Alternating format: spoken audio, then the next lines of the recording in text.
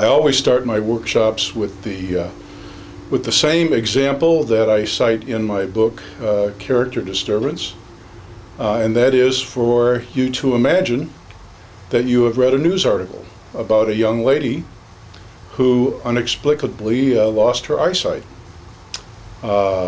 She was taken to clinic after clinic by her frantic parents, wondering why one day she suddenly lost her ability to see, and no one could find any physiological basis for her blindness. And you can imagine that her parents were quite destitute, so eventually one day, being at the end of their rope, they decided to take her to see a psychologist. And after years, or perhaps months of therapy, it turns out that one day, while riding on the school bus, this young woman just happened to glance across the aisle and see a young man who she thought looked kind of nice. And she had this thought run through her mind, I wonder what it would be like to kiss this guy. But as soon as she had that thought, she was consumed with shame and guilt. Imagine, she thought to herself, what kind of creature would think such a horrible, impure thought? She felt so bad about it that she didn't even know it at the time. But through her months of therapy, she came to realize that she made the decision it would be better not to see at all than to ever have such a troubling thought again. Now, I usually ask the same question of mental health professionals as well as laypersons in my audience, how many such cases they've read about in the last 5 years, the last 10 years, 20, 30? Answer is always the same. None. Yet, this was the very phenomenon that Freud and many others based the classical theories of psychology upon. Trying to understand this very phenomenon. It's very hard for us to even imagine this kind of thing. Hard for us to imagine an era like the Victorian era, where I say frequently that if there were a motto that would describe the time or the zeitgeist of the time, zeitgeist meaning the social atmosphere or climate, if there were a motto that would describe that time, it would be, don't even think about it. That would be the motto for the time. Hard for us to imagine such a time, such a socially repressive time, that people would feel that awful about just thinking about something that we find so normal. They were literally nervous wrecks. And they came into the psychiatrist's or psychologist's office presenting with these bizarre symptoms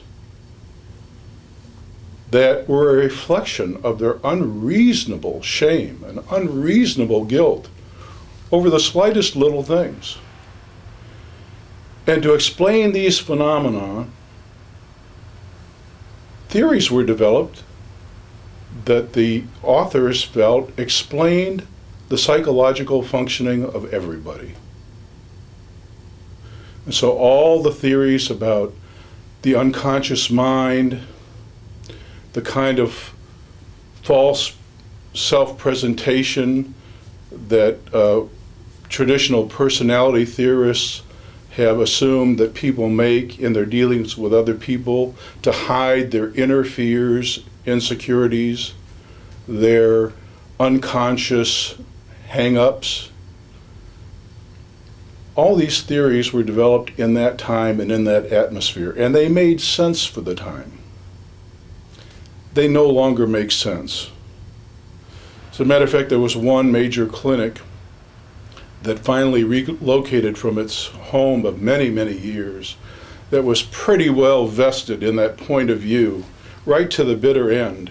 And in order to try and save themselves, they actually presented a case several years ago, many years ago, that they said was an example of what was called conversion neurosis, where basically these bizarre symptoms occurred as a result of someone's incredible guilt or shame over some primal instinct.